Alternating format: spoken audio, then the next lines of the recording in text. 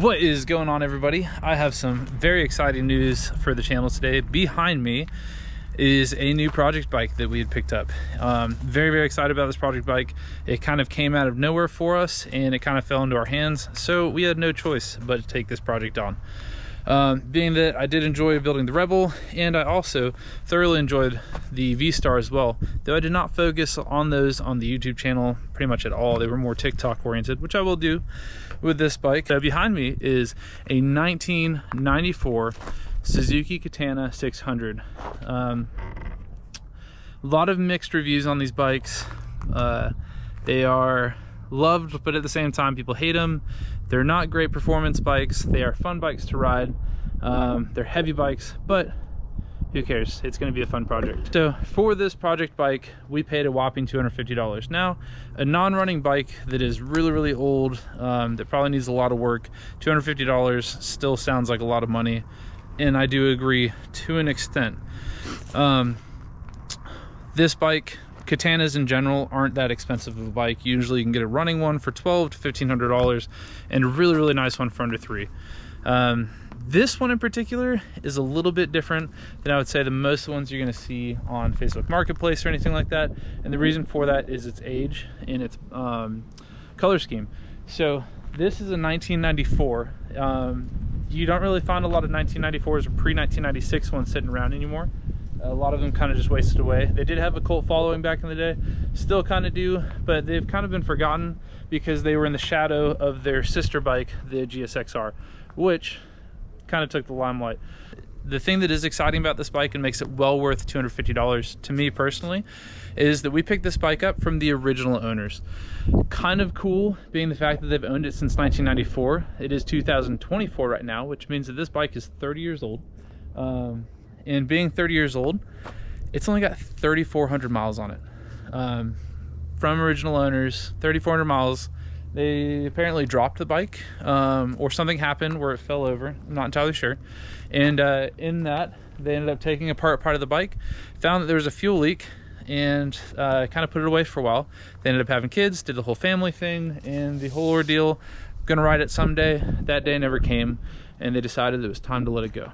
So they decided to try and sell the bike to my wife's work. She works at a motorcycle dealer, and the motorcycle dealer pretty much told them no, not a running bike, not in the best condition, wasn't really worth a lot. So they were just like, no, we're gonna pass on that. So L'Oreal emailed them and said, hey, look, they're not willing to do it. My husband, he likes project bikes. If depending on what condition it is, what type of bike it is, and all this stuff, he might be willing to look at it. Let me message him if you guys are okay with that. They said sure. We emailed them back, said, or they emailed us some pictures. We emailed them back, said, look, we'll give you $250 and I'll come pick it up. They said yep, which was kind of a surprise. I was expecting a no. I thought they were going to go to another dealer or something. They said yeah, come grab it. So grabbed a trailer, picked up the bike, went and looked at it, and man, I've got to tell you guys, this thing is so freaking cool. The color scheme on it, I know it's kind of hard to see because the shadows behind me. The color scheme on it is like a very retro synthwave look, and that side is actually missing the fairing. I'll talk about that in a minute, but this side you can see it is black with purple trim, a purple seat, purple wheels, and just awesome. It is so cool. Seeing this in person, like I saw the pictures, like man, it's neat, but seeing this in person is so cool. It's like a little piece, it's like a little time capsule. And it's for a 30-year-old bike. It is so clean. It is just covered in dust and it needs to get polished up a little bit, and a few things have kind of surface rust a little bit that need some paint and some attention. But I mean, overall, it is a beautiful bike, and for $250, I really cannot complain about that.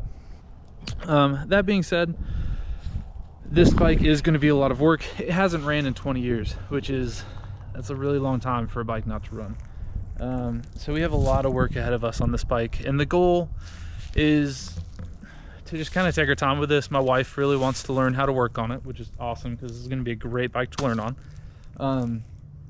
I'm excited just because I love project bikes. I think they're super fun and kind of get to build it the way you want. I think the plan is to restore this as close to factory as possible and to keep it pretty much original. I'm not really going to talk about the accessories I want to do or put on just because we're not even close to being at that point yet. But it is going to get as much original stuff, which is good because it already has all that original stuff. The other fairing, the other mirror and stuff is all in the shed. It might get a couple like fun little things like, you know, different color windshield or, you know, whatever, stuff like that. But overall, it's going to get just cleaned up, and it's going to stay primarily stock, and just have fun with it. Ride it, take it to some of the classic bike shows and stuff like that. Just cool stuff that you can do with an old restored motorcycle. So a couple things off the bat that we're going to work on, and this is kind of the same thing that I did with the Rebel, is we're going to do a tune-up. We're going to do oil change, air filter change. We're going to pull the carburetors out, clean them, get them retuned in, new battery. We're going to do a new chain and new fluids across the board, but new brake fluid also. It is air cooled, so we're not going to do any coolant stuff, which is awesome. We're going to do probably new bulbs across the board. The brakes are actually locked up on the front caliper. The front caliper's locked up, so we're either going to end up replacing those calipers or rebuilding them, and seeing what we can do with those. Probably going to replace all the brake lines, and we're going to replace all the fuel stuff. They did say something about a pinhole leak in the fuel tank, and I'm not entirely sure what that'd be relative to, because the tank still has fuel in it, which sucks, but okay. It's probably pretty rusty and nasty, so the fuel tank is going to be a big question mark. I'm hoping we could just reseal it like we did with the Rebel, but there's a good chance that we might end up having to replace that.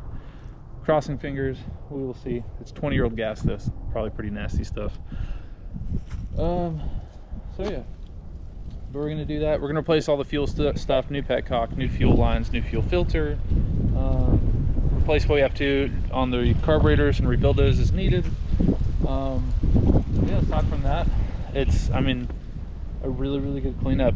We're going to probably take off some of these trim pieces or some of these miscellaneous pieces that need to get repainted because of surface rust, and then we're also going to probably replace some of the, we're probably going to replace all the fasteners for the fairings and stuff, because those are kind of dirty and rusty, and probably replace them with something a little bit more color coded to the bike.